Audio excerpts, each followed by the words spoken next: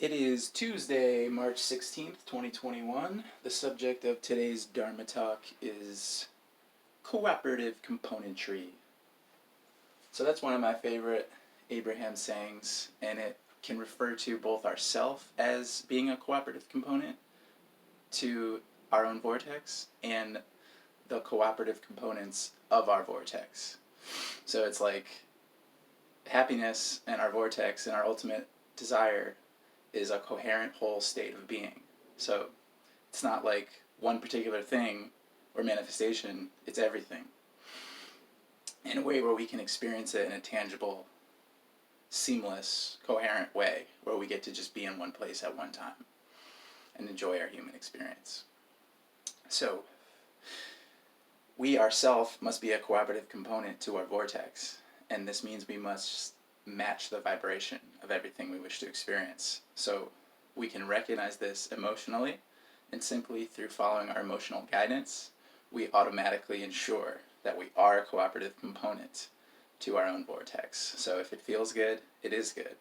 And if we're experiencing negative emotion, this is an indication that we have a vibration active that is not fully in alignment with the way that we want to allow things to play out for us effortlessly and naturally, while we're continuously realizing the actual tangible experience of more and more things we wish to experience, yet all the while, from the very beginning, being completely satisfied and enlightened and contented, understanding that it doesn't get better from this initial recognition of appreciation. It only gets more. So yeah, it does get better in the more, but we have to recognize the completeness of the beginning and that it's already perfect. And this is the nature of who we are in everything, always. And so the cooperative components of our vortex, which is all the various things we wish to experience, culminated into this one coherent whole, which we would call our vortex, or our happiness, or our happily ever after. It's like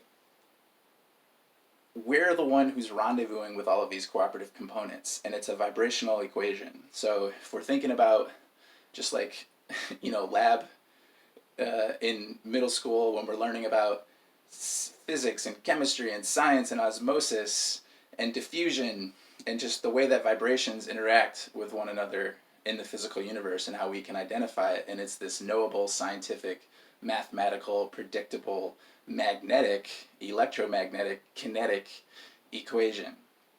And so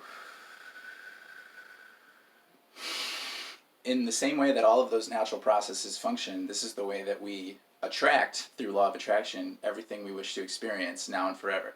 And all we have to do as the deliberate creator is deliberately choose to align with the pure positive emotion, the unconditional pure positive emotion that we associate with the end results we wish to experience. So that is to say, being a continuous, perpetual, infinite daydream where we really are feeling the emotions of enjoying everything we wish to experience as if it's already happened. And we don't even need to distinguish between manifestations that have occurred or haven't. In fact, the more we're able to just get into the non-conditional, unconditional alignment, and that's the whole trick of the deliberate creator, because it's like, well, how do we create something if we don't notice that we don't have it yet? And that's step one of the equation. So we're constantly noticing and having desires, but the trick is how fast and how much are we allowing ourselves to ride that initial desire recognition wave. So the initial pure positive desire is the tangible manifestation of the end result. So when we stop making distinctions between physical manifestations and emotional ownership, that's when the magic really becomes obvious. So sending you much love and appreciation. Let's have a fantastic day, and thank you.